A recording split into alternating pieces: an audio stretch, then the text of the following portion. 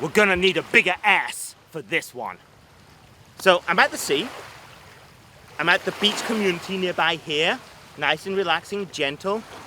There's water. Certain theme songs coming to my head. Dun dun dun dun dun dun dun dun dun dun dun dun. I wonder what movie could I be talking about? Let me really think about this. Oh, I know, Jaws. Jaws 1 and 2 were freaking awesome. Unfortunately, I can't review those ones because they were 70s. But Jaws 1 literally did what it said on the poster. It will make you scared to get back in the water. And it did. I mean, people were scared to go swimming. I mean, hell, what other movie shut down an entire industry for a whole year? Possibly even 2 years. That's right. The sales just declined for beach tourism after Jaws 1 came out. And then Jaws 2 came out. A solid sequel. Not as good as the first, but actually in some ways there were parts I liked more than the first one, but the first one, I mean, come on, it's just a classic. And, you know, the trilogy of actors in the first one, the trio was just simply outstanding. But the second one was a good movie in its own right. The 70s Jaws movies, those are great. And then what happens?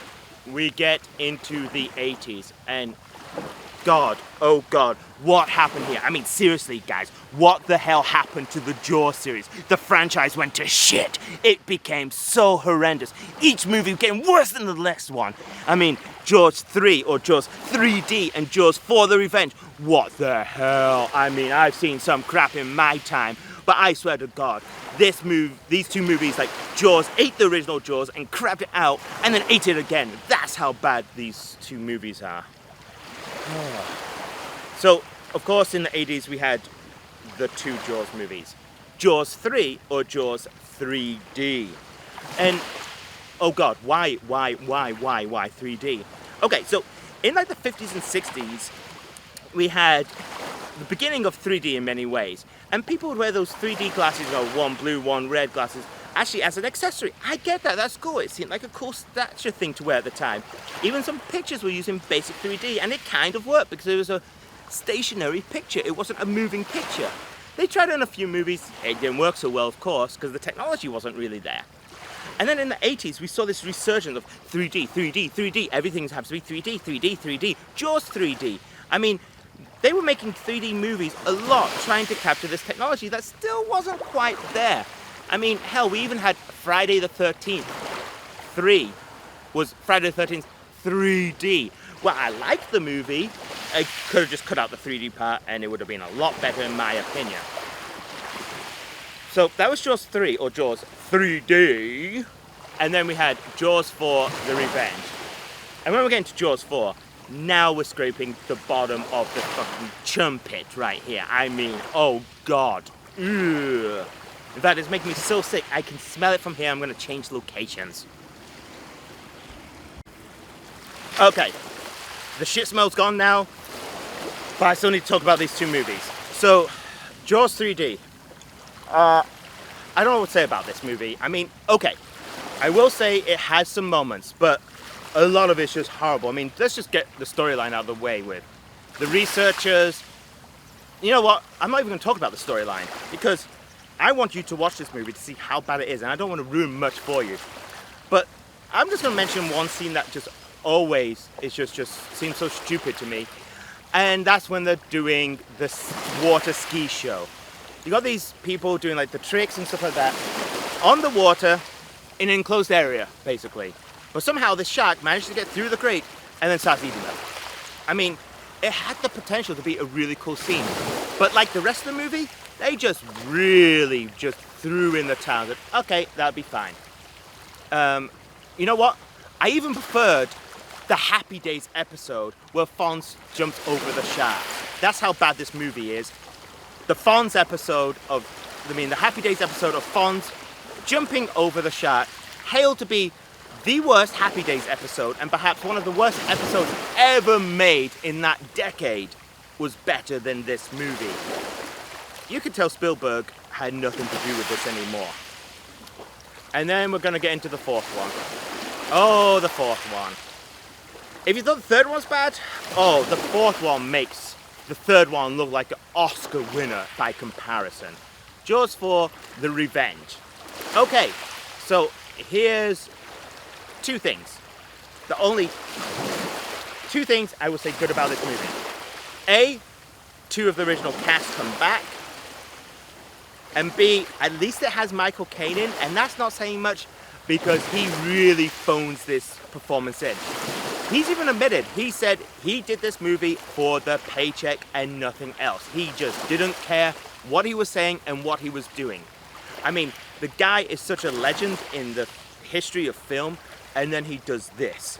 I mean, this is like a black mark of horribleness on his otherwise pretty good rap sheet here.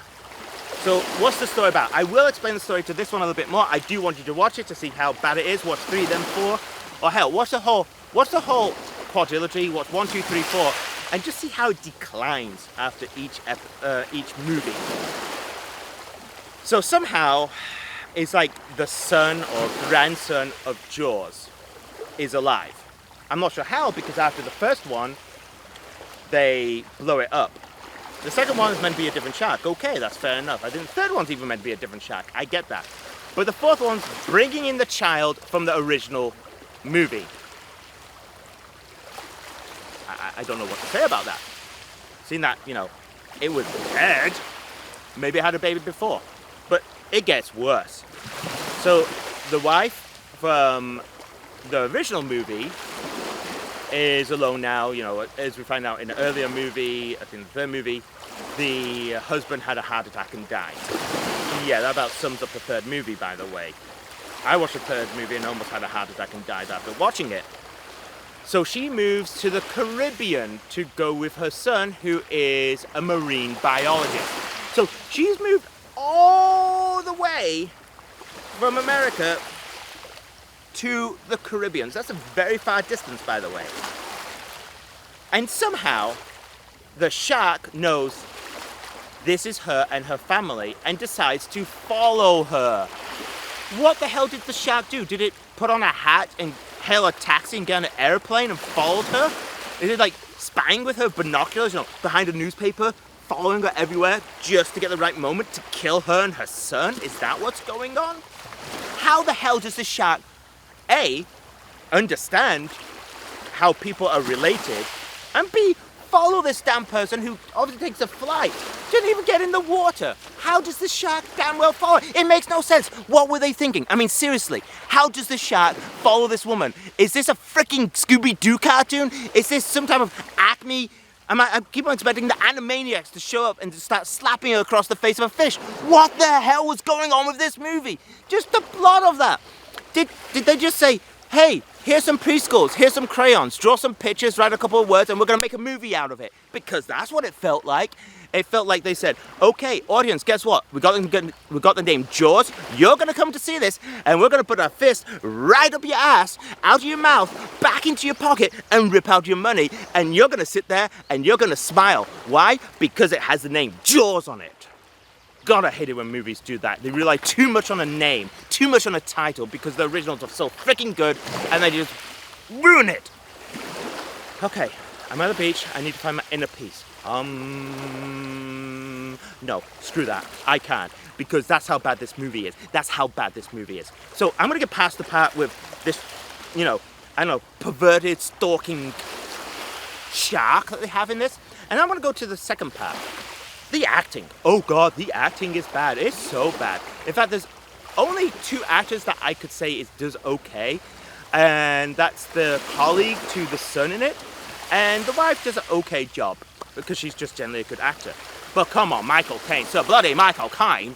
I'm a nosy neighbor, Michael Caine is horrible in this movie. I mean, just horrendous. I'm talking about a B-roll movie, someone early in their career, they had no money, no script, and just because maybe somebody had a famous father, they're in it, and then everybody praises the work. No, this movie sucks. He sucks. The actors suck. Even the music changed. I mean, we still had the dun dun dun dun, but they changed it just enough for it to sound like shit, more like. how can you ruin one of the most classic theme songs ever made? I mean, John Williams should have gone out and just shot the entire production company from this movie. From the get-go, this was a shit show. A shark shit show. I don't know what else to say about this movie. Like I said, the third one made me want to die. The fourth one made me want to kill. That would be the difference. The third one gave me a mild stroke. The fourth one gave me a full-blown cardiac arrest. God. You know what? I'm done talking about those two movies. Go watch them and just go see how bad they are, because I am not overstating this. I mean, you know, sometimes I've overstated things saying how bad some movies are, but these are the cream of the shit. Now, I do want to talk about something else though. Unlike a lot of horror movies where, you know, one became really big, became a franchise, and then you see other people making movies, you know, based on that, kind of a clone, a rip-off, Jaws didn't see that many of a rip-offs, at least in terms of beach or, you know, a beach town kind of movie. I mean, there were rip-offs of the Jaws, you know, of like other shark movies, but in terms of horror movies set in like a coastal town on the beach, there weren't that many made in the 80s. And I always wonder why this is, because you've got a really, really good place to shoot. I mean, you've got the beach at nighttime, that's a creepy area. You go to the northwest, to those beaches, you've got the dunes, that could be creepy as well. I mean, like a slasher movie based there would be really kind of fun. You've also got like the small town effect going on, you know, very Stephen King-ish. I just feel like the beach and a beach community town is a really cool shooting location, but for some reason in the 80s it never took off. I mean, there were some movies, I think there was actually a slasher movie, I forget what it's called, but it wasn't that great. But apart from that, like, you know, correct me if I'm wrong, there weren't that many movies set around the beach or around the sea area. And I just don't know why. Now after that, starting in the 90s onwards, we started seeing more again. I think the whole idea of like Venice Beach, LA became a lot bigger. I think because of surfing culture, skateboarding culture, that kind of stuff. I think the Turtles helped with that. Movies like Point Break really helped with that. But in the 80s, there wasn't that many. And I think it'd be really cool to shoot a movie that's on the beach, or part of it's on the beach, part of it's in like a small town community, and do that again, because it is a great place to shoot. Okay, so I'm gonna go swim out and try to find Jaws 4 in case it survived, and I will roll the film down its damn throat and strangle and kill it once and for all. I know what's gonna happen. I know shortly after I make this, I'm gonna hear rumors of the Jaws reboot movies. Look, A, please don't, but B, if you really have to, put some love and some devotion in this. Put some time and thought in the script. Get some good actors. Don't be over-reliant on your CGI, because I know that's what you can be tempted to do, to try and make the shark look like the main focal point and screw the rest of the movie. Please don't do that. This franchise deserves so much more. Alright, off I go.